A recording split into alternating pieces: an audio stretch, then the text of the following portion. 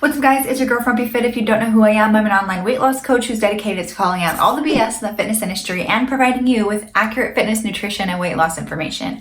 Today we're talking about how my coaching has changed over the years and why it's changed. I'm always constantly trying to grow and learn and figure out how to get my clients as much success as possible. And I'm not saying that you have to use the exact same methods or strategies that I use with my clients, but I hope the overall ideas of why I've made certain changes are going to help you figure out how to get long-term success. Okay, so first we're going to talk about diet strategies, then we're going to talk about exercise strategies, and then we're going to talk about client success and my overall coaching philosophies. I felt a lot of pressure coming into the fitness industry overall to just do what everybody else was doing who was coaching clients, because I figured they're coaching them that way because it works and it's the best, so why would I want to do something different? And I was really influenced by the two different coaches that I've had on my own journey, because I think good coaches also hire coaches. And so those were for my two bodybuilding competitions. And the first bodybuilding competition coach had me eating super duper clean, like following a meal plan exactly and having cheat meals occasionally.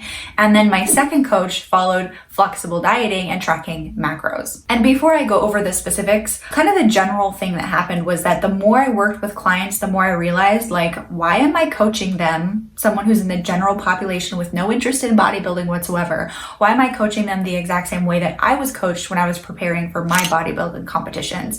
And that wasn't like exclusive to me. Other coaches who would take on bodybuilding clients and general population clients trained all of their clients exactly the same. So I thought that was normal. Eventually though, like that stopped making sense. And that was kind of the beginning of why I started making big changes to my coaching strategy. So the first thing that I did, and I wouldn't even call these clients, this was for a school project when I was still in college getting my certifications. And we had to take a couple of clients and create a strategy for them and then track their progress. So I did a workout program and meal plan for two clients. They weren't really clients because they weren't paying me. Again, it was for a school project, and I tracked their progress. They each lost 7 pounds within, I want to say 6 weeks. I don't remember how long it was.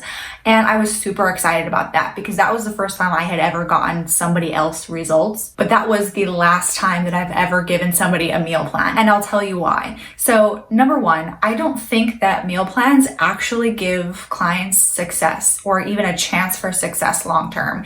Even if somebody follows a meal plan and gets results like my first two clients did, that doesn't give them any tools to move forward and get those results themselves eventually. They're always going to depend on the coach or the meal plan. And I'm a huge believer now that if you aren't enjoying something, if you can't see yourself doing it long term, you either need to have a very smart strategic exit strategy, or you need to just not do it and find something that you're actually going to like. And it's not a guarantee that people are going to lose their results after they go off the meal plan, but it's super duper common. And I'm usually surprised to hear somebody getting off a meal plan and totally maintaining their results with no issues. So that's why I don't like meal plans. I don't think they're beneficial. I don't think they're actually helpful for clients long term. And that's also why I will probably never do a what I eat in a day video, because I wouldn't want somebody copying my exact diet for that day.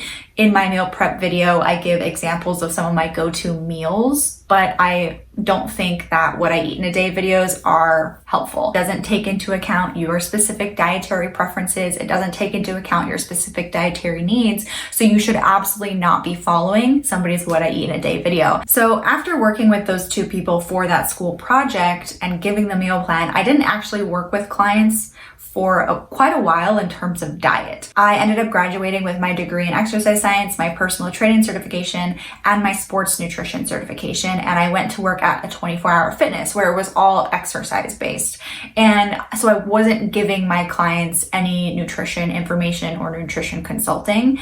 And after that, I was already preparing for my second bodybuilding competition where I was working with a coach who was using flexible dieting or tracking macros. And I absolutely loved tracking macros. Like compared to my experience with my previous coach where I was following the meal plan and like eating super clean and we were like obsessing over not spiking my insulin and all that dumb stuff, I was like, I can't believe that I can get results and eat basically whatever I want just by tracking my macros.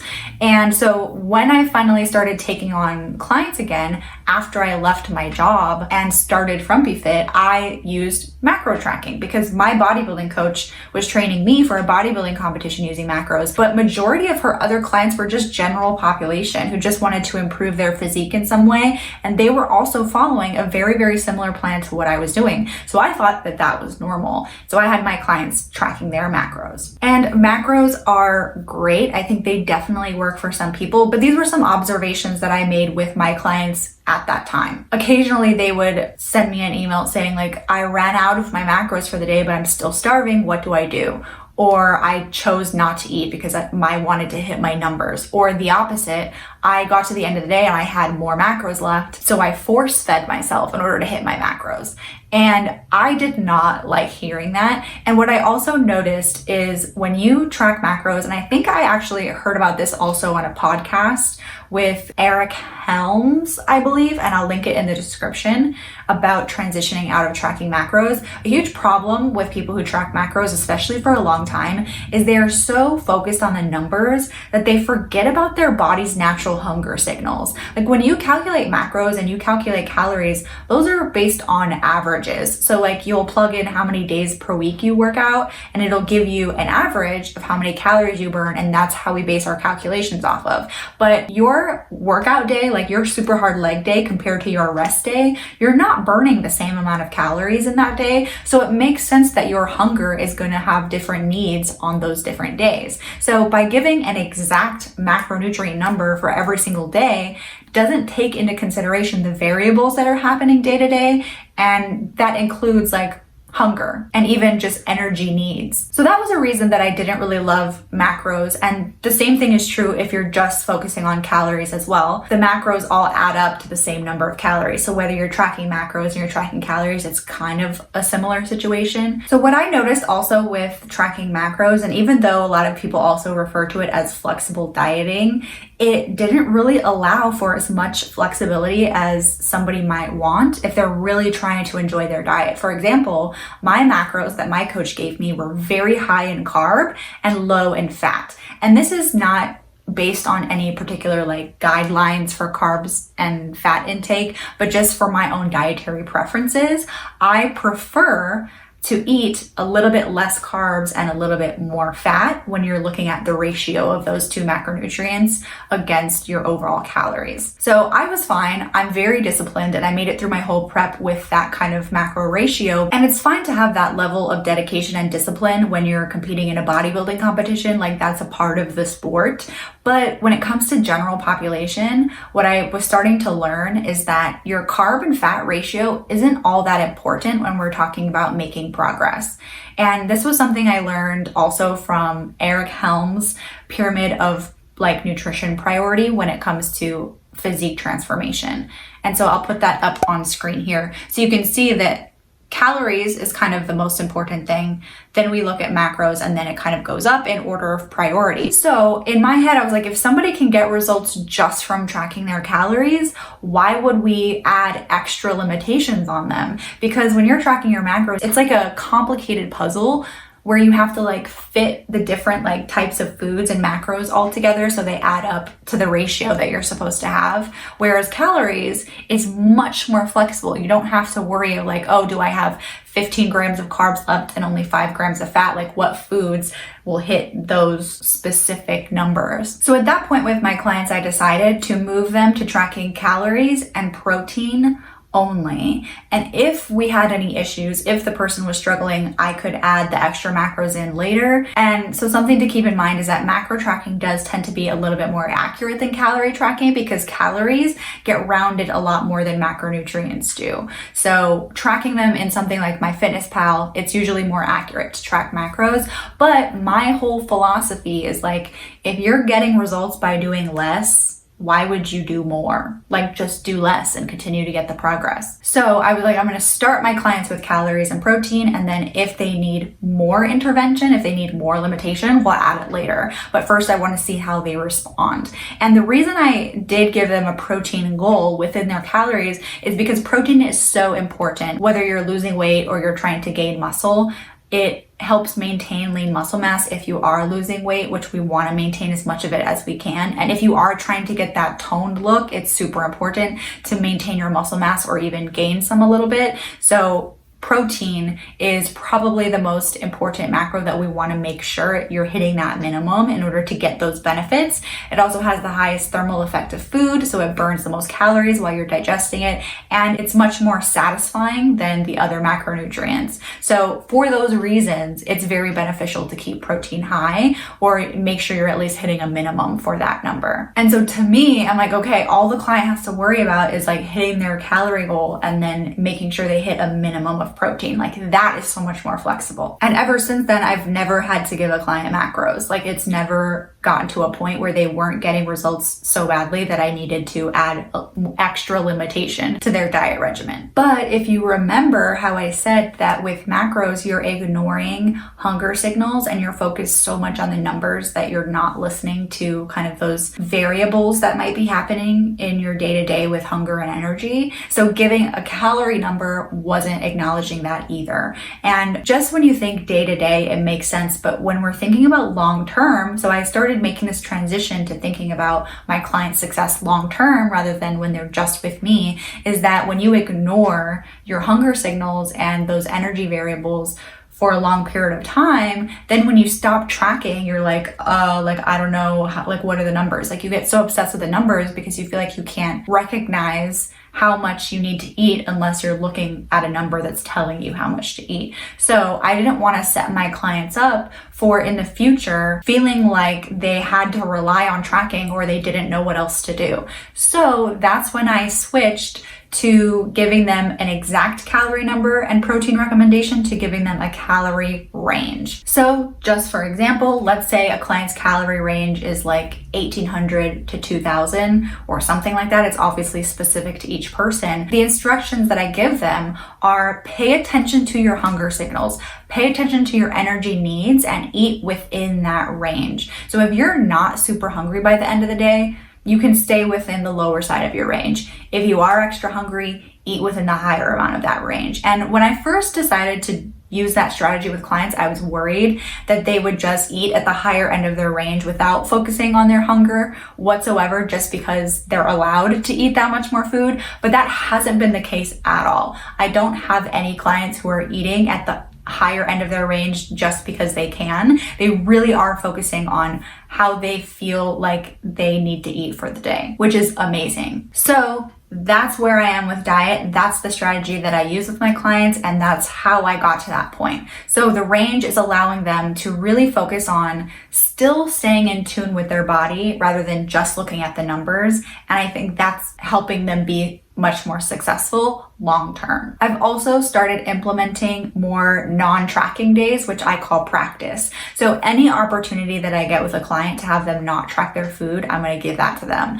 And so those are social situations normally, or travel situations, something where tracking would be extra stressful. I don't like to add more stress and feel like they have to hit their numbers. I also don't want them to feel like they have to get too obsessed with the numbers so that every single day that they're working with me, they want to make sure their numbers are perfect. So when they have an opportunity to practice listening to their hunger signals, especially in social situations, I think that's a great opportunity. I tell them to do that. So not only are they focusing less on hitting exact numbers by using the range, but I'm also, while they're working with me, testing it out to see, based on their practice, how successful they are at eating without typing the numbers in or weighing their food out. So that can give me a really good gauge of whether or not that client is ready to stop tracking their calories or to kind of move on and no longer be a client. Because that's another thing, is I don't want a client to feel reliant on me, which is why I've made a lot of the coaching changes that I have.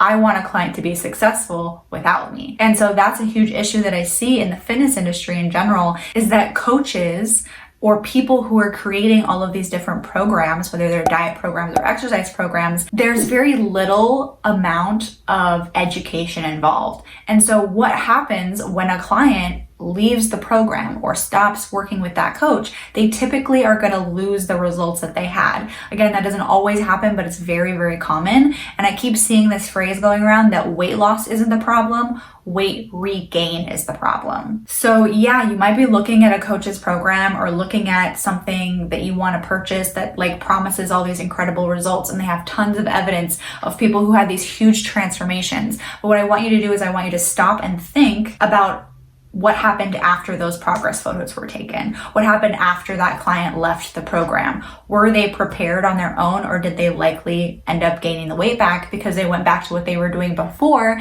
because there was no education involved? So that's why I mentioned in my video reacting to Jordan Shrinks last week was that education is so important in programs, because if you're not learning how to do this on your own, you're doing yourself a disservice. I feel like any coach can get a client short-term success, but helping a client be prepared for the long term to get success forever or maintain success forever is very few and far between in the fitness industry. If you look at the industry as a whole, it makes sense that you remain dependent on it, because that means you're going to keep funneling money into the industry. So when it comes to all of I feel like this is sounding like a conspiracy theory, but really it's in the industry's best interest for you to keep coming back and never figuring out how to do it on your own. And I'm not saying that there are coaches who are doing this maliciously or intently to like make you relying on them forever. But I think when it comes to a coach making money in the industry, I think it's less likely that they're wanting people to come back. But what they're doing is they're just focusing on what's happening when the client is with them. They just want to get that transformation photo to prove that they can get their clients results and use that for marketing. They just want to get their clients results while they're with them, because they aren't actually thinking about what happens when that client leaves them.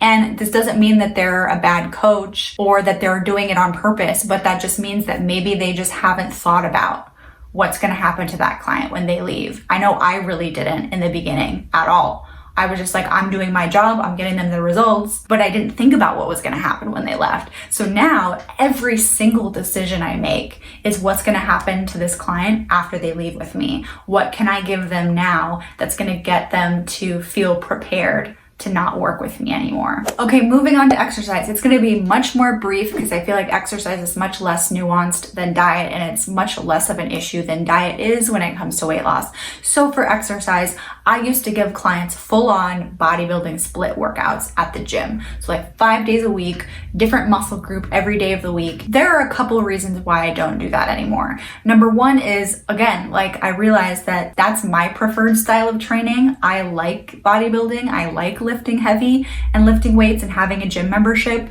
but that's not the case for everybody. Not everybody has access to a gym for whatever reason. Not everybody really even likes going to the gym or weight training. And while I do hope that every single person will do some form of resistance training because the benefits are just incredible, I don't think that we should be saying this is the only way to do it. So now whenever I create workout programs for clients or for programs, I'm looking at what is going to be enjoyable and what's going to be accessible. So right now, especially during the quarantine and like world global pandemic, I've been making so many workout programs that are just using resistance bands or dumbbells or whatever equipment clients have at home, or I'm recommending affordable pieces of equipment that they can use to build a home gym. And then I'm also talking with them and trying to figure out what other types of exercise are enjoyable. What are they actually gonna like? So in addition to the resistance training workout that I give them, we also are making recommendations like go for this many hikes per week or this many times per month. Do dance classes at home with free workouts on, like free dance workouts on YouTube. Buy a set of rollerblades and go rollerblading like 3 times a week. Anything that we can do to make exercise enjoyable is going to make sure that you continue to do that long term, because you actually like doing it. The second reason I stopped giving out those bro bodybuilding splits also is because I have been learning some new information and seeing some new evidence to suggest that that type of bodybuilding split is actually not optimal for building muscle. This like 5 or 6 day split of splitting up all your muscle groups and training them super hard once per week has been around since like the Arnold Schwarzenegger like bodybuilding Olympia days. And that's all fine and good, but we're starting to learn potentially that that's not actually optimal, and it's more optimal to train muscle groups like 2 to 3 times per week. So now a lot of the times I'm giving out workout programs that are upper body and lower body splits or total body workouts because of that new information that I've been finding. I also like clients to have options. So if they tell me they can work out like 3 to 4 times per week, I give them workouts that work for that type of flexibility. So let's say I give them an upper body day, a lower body day, and a total body day. That's 3. If they can make it for the 4th day, then they can repeat the total body workout. Or if they already know they're going to be able to hit 4 workouts that week, they can alternate upper body, lower body. So they have flexibility. Whereas with the 5-day or 6-day bodybuilding like bro split, if you miss a day of workout, you miss training an entire muscle group. And that's not very flexible for people who aren't able to make it at the gym, or there are other things that are coming up in their life that are more important, where they have to like skip the gym on occasion. Just because you have to skip the gym doesn't mean that your entire workout program should fall apart. So that's how my exercise strategy has changed. Now let's talk about overall client success and my coaching philosophies as a whole. So I used to think that if a client wasn't getting success, if they weren't sticking to the plan, that it was always the client's fault and never the plan's fault. And now I believe the exact opposite of that. I think a lot of the time when a client isn't getting success, the plan might be to blame. It doesn't matter what is down on paper if the plan is the most optimal, most scientific plan in existence, if it's not actually going to work for the client in real life. So now I only take on clients. I'm much more selective about the clients that I take on because I only want to work with people who I think my coaching method will actually work for their life. I just saw so many people in the industry, in the online coaching world, doing the exact same thing that I thought, oh, that must work for everybody. But now I realize that's absolutely not the case. It is not one size fits all. And I or any other coach shouldn't be pushing one single method onto every single person. It's not that easy. And there are other big mindset shifts I've made as a coach when it comes to client success and creating successful programs. And I think I can illustrate those in a couple of graphics. So take a look at this graphic right here. This is how I view the fitness industry and how I view programs created in general. You've got exercise, you've got nutrition, you've got supplements.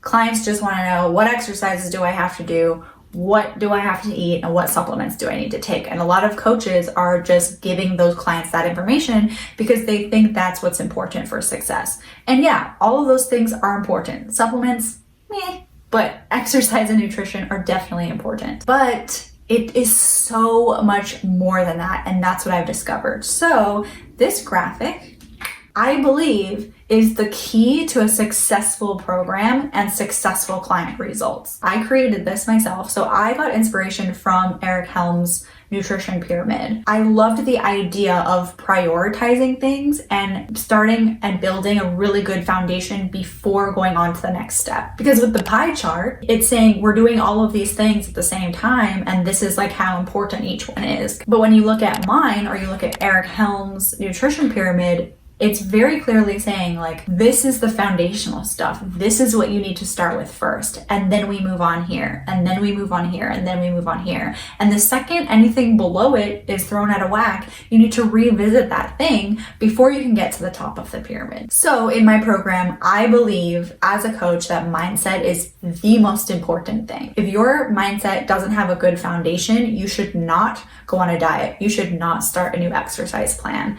And this came from the realization that weight loss isn't always the right decision for somebody in that right moment. If you're going about weight loss for the wrong reasons, it's typically going to do more harm than good. And so I'm not saying somebody should not lose weight. What I'm saying is they need to figure out their motivation for doing so, and they need to figure out where their mental health and their mindset is at before they embark on that journey. I see so many fitness people, especially in bodybuilding, who just have an absolutely horrible view of their own bodies because they're just so obsessed with needing to look a certain way. If you go about fitness or dieting the wrong way, it will exacerbate and make worse the negative way that you feel about yourself rather than improve it. A lot of people think that losing weight is going to make them happy, it's going to give them more confidence, it's going to fix their body image issues, and I can tell you, it doesn't always do that. You have to get the mental stuff. You need the mindset foundation to be in the right place before weight loss can actually have those positive benefits. Then we move on to lifestyle, because I think lifestyle is so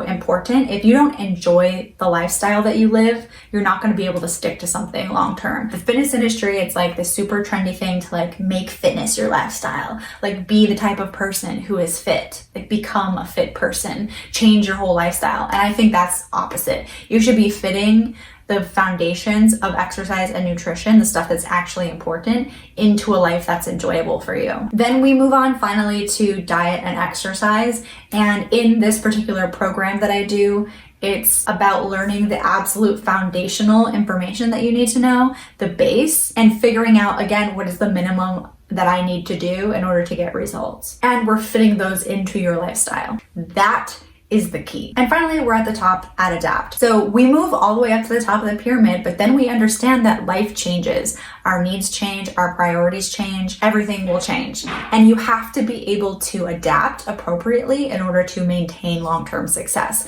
So if you don't have the tools to go back and reevaluate your mindset, figure out what lifestyle changes need to happen in order for you to be happy. If you don't know the foundational stuff of nutrition and exercise so that you can rework it into those things as they change, you're not going to be successful. So that's everything about my coaching, how I do things and why I do things the way that I do, but don't leave yet because I have a super exciting announcement. So I don't talk about my coaching very much on here because I have quite a long wait list of women that want to work with me, whether it's diet coaching or that program that pyramid is based off of, which is called the Fit and Free Intensive. And it absolutely breaks my heart that there are so many of you waiting to work with me. So I've decided that next month, at the end of October, I'm going to be hosting a group program based off of the Fit and Free Intensive. We're switching things up. It's going to be called the Fit and Free University, and it's going to be hosted in Facebook. As many of you as want to do the program can be in it. So if you've been on the wait list to work with me for months already, now's your chance to get in. And if you didn't even know I was taking on clients, now you know. It's 8 weeks, and throughout the 8 weeks, we're gonna climb up that pyramid slowly so that you have the foundational knowledge you need to get results for the rest of your life. It's not a program where you're gonna like magically lose like 20 pounds in 8 weeks. It's a program where we're building the foundations so that you never have to rely on a coach again. This program is like my absolute pride and joy. I love it so freaking much, and I can't wait for you guys to check it out or potentially be in it. If you find my free content valuable, I can tell you this is going to be absolutely mind-blowing. I've been working with clients one-on-one in this program, and their feedback has been incredible, and I can't wait. I think this is going to change the game for so many of you. So I'll put it in the description, a link to join the waitlist so you can be the first to find out when that's opening. The loose plan is the end of October, so get ready. But anyway, as usual, guys, thank you so much for watching. Thank you so much for your support. Don't forget to follow me on Instagram and on TikTok and hit the subscribe button here, and I will see you guys next week. Bye.